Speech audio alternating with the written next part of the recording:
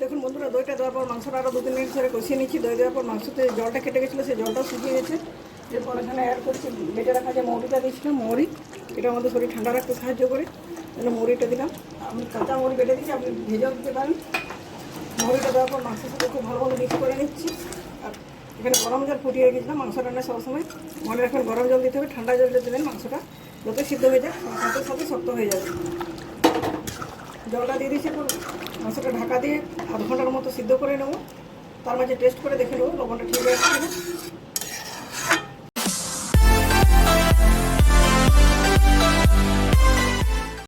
নমস্কার বন্ধুরা, আমার চ্যানেলে আপনাদের সবাইকে স্বাগত। আজকে একটি নতুন রান্নার রেসিপি আপনাদের সাথে শেয়ার করবো। অনেকদিন মটন রান্না করা হয়নি, তাই ভাবলাম মটন রান্না করে যখন গরম পড়েছে আমাদের হালকা ফুলকো খাবার খাওয়া। বন্ধুরা, আমার চ্যানেলে আপনাদের সবাইকে স্বাগত জানাচ্ছি। আজ একটি নতুন রান্নার রেসিপির সাথে। অনেকদিন ধরে আমার মটন রান্না করা হয়নি, অনেকদিন আগে করেছিলাম, তাই ভাবলাম যদিও গরম হালকা রান্না করছি, তার সত্ত্বেও একটু মটন রান্নাটা করি। এক রবিবার এই জন্য আমি মটন রান্না করবো, কিন্তু মটনটা হালকা পদ্ধতিতে রান্না করবো। এই জন্য কী উপকরণ নিয়েছি দেখুন। এখানে 500 গ্রাম মটন নিয়েছি, 200 গ্রামের মতো পেঁপে কেটে নিয়েছি, আর দুটো আলু ডুমো ডুমো করে কেটে নিয়েছি। লবণ হলুদ মাখিয়ে রেখে দিচ্ছি আগের থেকে। মশলার জন্য এখানে নিয়েছি 10 কোয়া রসুন, 1.5 ইঞ্চি আদা আর 1 চামচ জিরে, এগুলো বেটে নিয়েছি। একটা বড়ো সাইজের টমেটো কেটে নিয়েছি স্লাইস করে, আর এখানে নিয়েছি 4টে চেরা কাঁচা লঙ্কা, দুটো বড়ো সাইজের পেঁয়াজ কেটে নিয়েছি। তো রান্নার জন্য কড়াইতে বসিয়ে দিয়েছি তেলটা গরম হয়ে গেছে। গরম তেলে পেঁয়াজগুলো দিয়ে খুব ভালো মতো ভেজে নিচ্ছি।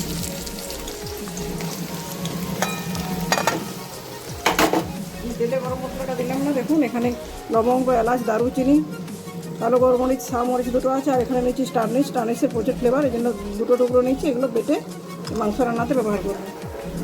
দেখুন বন্ধুরা, পেঁয়াজটা খুব ভালো মতো করে লাল লাল করে ভেজে নিচ্ছি। এরপর এখানে যে আদা রসুন আর জিরে বেটে রেখেছিলাম, আদা রসুন জিরে বাটাটা এখানে দিয়ে খুব ভালো মতো করে কষিয়ে নিচ্ছি। ততক্ষণ কষাবো যতক্ষণ না মশলার কাঁচা গন্ধটা যায়।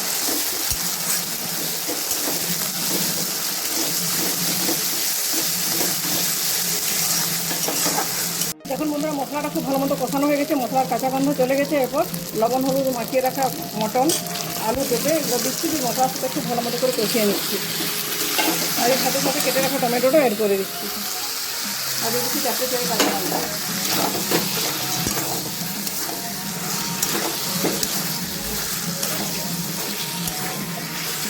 7 মিনিট ধরে মটনটা খুব ভালো মতো করে কষিয়ে নিয়েছি। খুব ভালো মতো কষানো হয়ে গেছে, মটন থেকে তেল ছেড়ে দিয়েছি। এরপর এখানে অ্যাড করছি টক দই। টক দই দেওয়ার পর আরও খুব ভালো মতো করে কিছুক্ষণের জন্য কষিয়ে নিচ্ছি মটনটা। যেহেতু আমরা গ্রীষ্মকালে শরীর ঠান্ডা রাখার জন্য দই খাই, এই জন্য আমি মটনটা তো দই অ্যাড করলাম। পরবর্তীকালে মৌরি বেটে নিচ্ছি, এটাও শরীর ঠান্ডা রাখে, মৌরি বাটাটা অ্যাড করবো। এটা তখন আপনাদের বলা হয়নি, এই জন্য আমি দেখিয়ে দিলাম। তো চলুন মিনিট 2-3-এর মতো দইটা দেওয়ার পর মটনটা কষিয়ে নিই। দই দেওয়ার সাথে সাথে দেখুন মটন থেকে জল কাটতে শুরু হয়ে গেছে। দেখুন বন্ধুরা, দইটা দেওয়ার পর মাংসটা আরও 2-3 মিনিট ধরে কষিয়ে নিচ্ছি। দই দেওয়ার পর মাংসতে জলটা কেটে গেছিলো, সেই জলটাও শুকিয়ে গেছে। এরপর এখানে অ্যাড করছি বেটে রাখা যে মৌরিটা দিয়েছিলাম, মৌরি। এটা আমাদের শরীর ঠান্ডা রাখতে সাহায্য করে, জন্য মৌরিটা দিলাম। আমি কাঁচা মৌরি বেটে দিচ্ছি, আপনি ভেজেও দিতে পারেন। মৌরিটা দেওয়ার পর মাংসের সাথে খুব ভালো মিক্স করে নিচ্ছি। আর এখানে গরম জল ফুটিয়ে রেখেছিলাম। মাংস রান্না সবসময় মনে রাখবেন গরম জল দিতে হবে, ঠান্ডা জল দেবেন। মাংসটা যত সিদ্ধ হয়ে যায় মাংসের সাথে শক্ত হয়ে যাবে।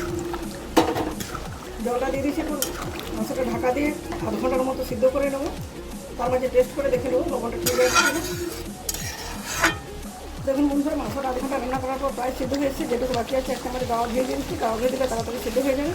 যে গরম মশলাটা বেটেছিলাম টর্নিশ দিয়ে, সেই গরম মশলাটা এখানে দিয়ে আর 5 মিনিট ফুটিয়ে নিলে রেডি হয়ে যাবে আমার মটন।